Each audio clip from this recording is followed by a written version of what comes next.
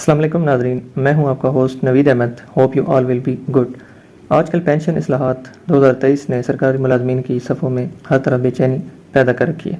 Pensioners इन reforms को लेकर काफ़ी तशवीश का शिकार हैं। ऐसा होना भी चाहिए क्योंकि इन इस्लाहात की तमाम शिकें मुलाजमीन के लिए नुकसान का बायस हैं।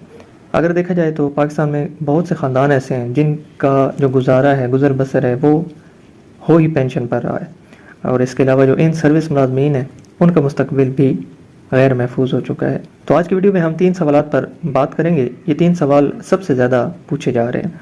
ये सवाल आपकी स्क्रीन पर भी शो हो रहे हैं। पहला सवाल है कि क्या पेंशन इस्लाह 2023 का इंटरनेट पर गर्दिश करने वाला ड्राफ्ट असली है कि जाली। दूसरा सवाल, क्या पेंशन इस्लाह 2023 का इतलाक़ पुराने पेंशनर्स पर भी होगा या सिर्फ नए पेंशनर्स ही मुतासर होंगे। तीसरा सवाल है कि पेंशन इस्लाहात के नफाज के बाद पेंशन में कितना सालाना इजाफा हुआ करेगा। तो हमारा जो पहला सवाल है कि इंटरनेट पर गर्दिश करने वाला ड्राफ्ट असली है या जाली, तो इस हवाले से मैं आपको कुछ गुजारिशात आपके सामने रखना चाहता हूँ। मेरी वीडियोस पर भी बहुत से कमेंट्स लोगों के ये आ रहे हैं कि जी ये जाली है, आप अपनी तरफ से बेचैनी पैदा कर रहे हैं मुलाजमीन के अंदर। तो बात यह कि ये जो ड्राफ्ट है, अगर आप इसकी तमाम शिकों को पढ़ें और अगर आपको पाकिस्तान के साबिक वज़ीर ख़जाना की आखिरी जो बजट स्पीच है वो याद हो, तो उसमें उन्होंने इनसे मिलती जुलती ही कुछ पेंशन इस्लाहात का जिक्र पहले से कर रखा था। तो ये उसी का एक तसलसल है। दूसरी बात यह है कि जो अगीगा है, मुलाजमीन की नुमाइंदा तंजीम, उसने ये ड्राफ्ट की कापी लेकर हर तरफ सर्कुलेट की है। तो वो एक ज़िम्मेदार जमात है, ठीक है। तो ये जो ड्राफ्ट है ये वाकई फाइनेंस डिवीज़न में मौजूद है और इस पर काम हो रहा है। तीसरी बात यह है कि इन पेंशन इस्लाहात से हुकूमत को बाज रखने के लिए मुलाजमीन 5 सितंबर से एहतजाजी तहरीक का आगाज़ करने जा रहे हैं बाकायदा। तो अगर ये ड्राफ्ट असली नहीं है, जाली होता, तो मुलाजमीन को इतनी ज़हमत उठाने की ज़रूरत नहीं थी। तो ये बिल्कुल असली है। अब हम चलते हैं अपने दूसरे सवाल की तरफ। दूसरा सवाल ये कि पुराने पेंशनर्स जो हैं वो काफ़ी सवाल ये पूछ रहे हैं वीडियोज़ के अंदर, कमेंट्स के अंदर, कि ये जो नई पेंशन इस्लाहात हैं इनका जो इतलाक़ है वो पुराने पेंशनर पर भी होगा या सिर्फ नए पेंशनर्स पर होगा। तो इसका जवाब जो मुतवाज़न जवाब है, बैलेंस्ड, वो ये है कि इस ड्राफ्ट की कुछ शिकें जो हैं वो सिर्फ नए पेंशनर्स को मुतासर करेंगी। मसलन कम्यूटेशन वगैरह का जो फार्मूला वज़ा किया जा रहा है वो नए पेंशनर्स के लिए, और कुछ जो इस्लाहात हैं वो पुराने और नए दोनों पेंशनर्स पर लागू होंगे, उनको मुतासर करेंगी।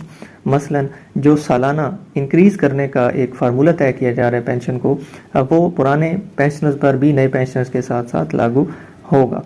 आखिरी सवाल है कि पेंशन रिफॉर्म्स लागू होने के बाद पेंशन में कितना सालाना इजाफा हुआ करेगा। बड़ा हॉट क्वेश्चन है और ये बहुत ज़्यादा पूछा जा रहा है, तो इसका भी तफसीली जवाब मैं आपको दे रहा हूँ। ये जो पेंशन इस्लाहात का ड्राफ्ट मंजर आम पर आया, इसका जो 8th पॉइंट है वो आपके सामने है। ये है जी एनुअल इंक्रीज इन पेंशन। ये क्या कहता है? Annual increase in pension shall be granted as per following formula. उसके लिए एक फार्मूला वज़ा किया गया है। वो क्या है? Percentage of annual pension increase is equal to percentage of consumer price index CPI for that particular year. जिस साल में पेंशन का इजाफा होना है उस साल का जो CPI है, कंज्यूमर प्राइस इंडेक्स, इसको आप यूँ समझ लें कि उस साल की जो इन्फ्लेशन है उसके मुताबिक आपकी पेंशन में इजाफा होगा, ठीक है। Provided that annual increase in pension for that particular year shall not be more than 10%। मजीद ये है कि ये जो सालाना इजाफा होना है ये 10% से बढ़ नहीं सकता, 10% ही होगा या इससे कम होगा, ठीक है। और अगर महंगाई इन्फ्लेशन 10% से ज़्यादा है फिर क्या होगा?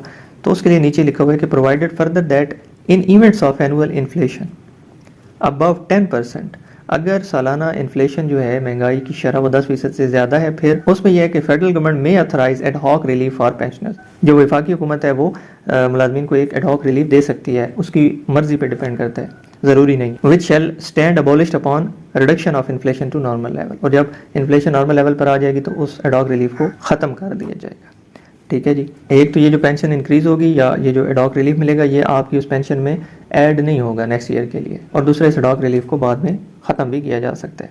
तो ये है जी पेंशन इंक्रीज़ का फार्मूला।